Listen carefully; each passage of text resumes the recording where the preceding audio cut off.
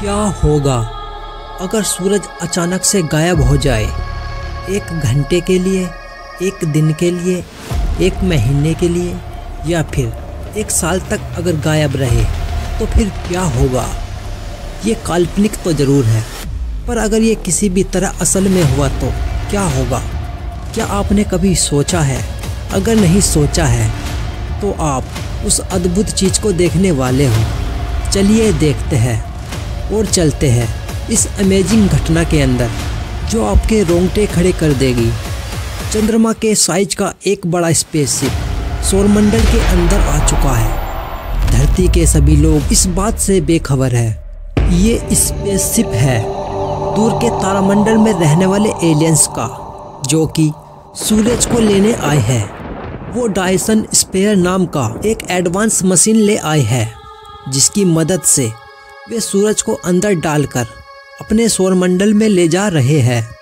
सूरज ही वो चीज़ है जो अपनी गुरुत्वाकर्षण बल की मदद से धरती को अपने चारों तरफ घुमाता रहता है। पर अब जैसे ही उन्होंने सूरज को अपनी जगह से हटाया, वैसे ही सौरमंडल के सारे ग्रह जैसे मंगल, बुध, धरती, बृहस्पति, ये सब ग्रह अपनी जगह से हिलकर अलग अलग हो गए हैं और अब अंतरिक्ष में दूर इधर उधर घूम रहे हैं। और अंतरिक्ष में धरती बिना किसी कंट्रोल के अब तैरने लगी है। अब कोई सूरज नहीं है जो उसे कंट्रोल में रख के एक सिस्टम में रख पाए। धरती के एक साइड दिन का समय चल रहा है और अभी भी सब कुछ नॉर्मल दिख रहा है और आसमान में सूरज सही सलामत दिख रहा है। इधर धरती पर अभी किसी को नहीं पता कि सौरमंडल के सबसे इम्पोर्टेंट एलिमेंट को किसी ने चुरा लिया है। ये इसलिए क्योंकि सूरज की लाइट को धरती पर पहुंचने में करीब 8 मिनट 20 सेकंड लगते हैं। इधर से एलियंस अंतरिक्ष में सूरज को ले जा चुके हैं और धरती पर इसका प्रभाव ठीक 8 मिनट 20 सेकंड बाद होगा। अब 8 मिनट 20 सेकंड बीत चुके हैं। धरती पर अचानक से अंधेरा छा गया है। अचानक से 1 सेकंड के अंदर रात हो गई और आसमान के सारे तारे अब साफ दिखने लगे हैं, क्योंकि सूरज का कोई लाइट नहीं बचा जो तारों को ढक पाए। चांद और बाकी ग्रह भी दिखाई देने बंद हो चुके हैं, क्योंकि जैसे कि आपको पता होगा चांद की अपनी कोई रोशनी नहीं है। सूरज की रोशनी जब उस पर पड़ती है तभी चांद दिखता है, पर क्योंकि अब सूरज गायब हो चुका है इसलिए चांद भी नहीं दिख रहा। इस घटना का असर सबसे भयानक तरीके से पेड़ पौधों पर पड़ा है। सूरज की लाइट की हेल्प से पेड़ पौधे जिंदा रहते थे। एक प्रोसेस चलता था जिसे फोटोसिंथेसिस कहते हैं, पर जैसे ही सूरज गायब हुआ अब लाइट नहीं है, इसलिए पेड़ पौधे ऑक्सीजन नहीं प्रोड्यूस कर पा रहे हैं। अब 1 घंटा बीत चुका है। आधी दुनिया को समझ नहीं आ रहा कि आखिर ये हुआ क्या। जहाँ रात था वहाँ भी खबर पहुँच चुकी है कि धरती के दिन वाले साइड में भी रात हो चुकी है। पूरी दुनिया इस घटना से हैरान है। टेम्परेचर धीरे धीरे गिरने लगा है। धरती धीरे धीरे अब ठंडी होनी शुरू हो गई है और धरती के अंदर का जो वो कोर है उसके चलते धरती अच्छी खासी गर्म है और ज़्यादा फर्क नहीं पड़ा है। अब 24 घंटे बीत चुके हैं। सब कोई सूर्योदय की उम्मीद कर रहा है, पर सुबह के 8 बज गए और अभी तक सूरज नहीं निकला। गवर्नमेंट्स भी कुछ नहीं कर पा रही है, क्योंकि ये घटना इंसानों के हाथों में नहीं है। अब तापमान 3 डिग्री सेल्सियस से नीचे गिर गया है। कुछ पेड़ पौधे और जानवर अचानक से बदलते इस मौसम के चलते कमज़ोर होना शुरू हो गए हैं। सारा सिस्टम नष्ट हो चुका है, पर समुद्र के अंदर के जो जीव है उनमें कुछ चेंजेस नहीं दिख रहे। उनके लिए उनकी दुनिया अभी भी वही है। अभी भी जगह जगह पर थोड़ी गर्मी बची हुई है, क्योंकि धरती के वायुमंडल की एक खासियत ये है कि ये सूरज से मिली गर्मी को कुछ दिनों को अपने अंदर रख सकता है, जिसके चलते ऐसी नौबत नहीं आए कि हर जगह बर्फ ही बर्फ हो जाए। पर ये स्टोर गर्मी सूरज के बिना 3 या 4 दिन तक ही रह सकती है। पर अब 7 दिन बाद 7 दिन बीत चुके हैं। अभी भी धरती पर अंधेरा छाया हुआ है।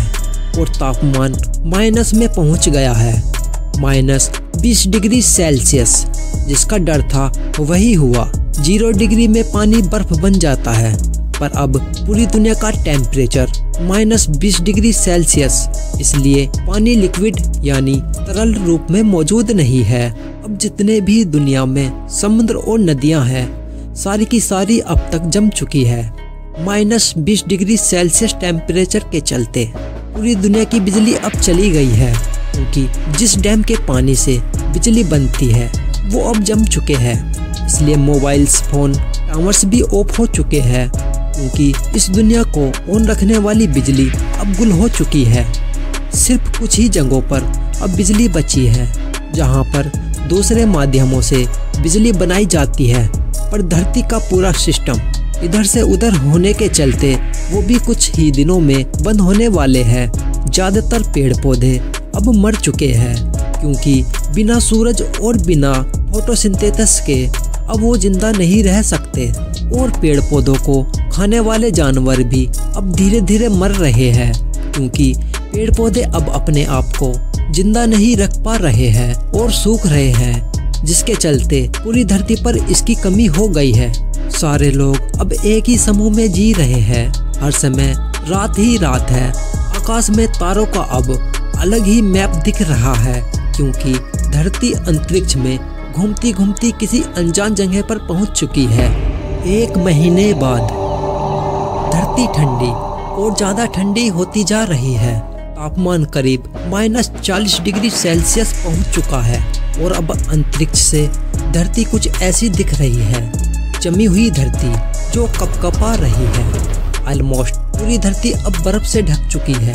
धरती के लगभग सारे पेड़ पौधे मर चुके हैं, उनको छोड़कर जिन पेड़ पौधों को ठंडी जगह में पहले से रहने की आदत थी। धरती के ज्यादातर जानवर अब मर चुके हैं। समुद्र के अंदर की जीव की बात करें, समुद्र में जमने के चलते वो भी अब तक मर चुके हैं। 1 साल बाद जो जीवन बचा हुआ था वो अब तक खत्म हो चुका है, क्योंकि सारे वोल्केनो अब बर्फ में जम चुके हैं। धरती पर ठंड अब इतनी ज़्यादा बढ़ चुकी है कि कोई भी जानवर, जीव, मनुष्य जिंदा नहीं बचे हैं। अब धरती पर चारों तरफ 1000 गुनी बर्फ की मोटी चादर जम चुकी है।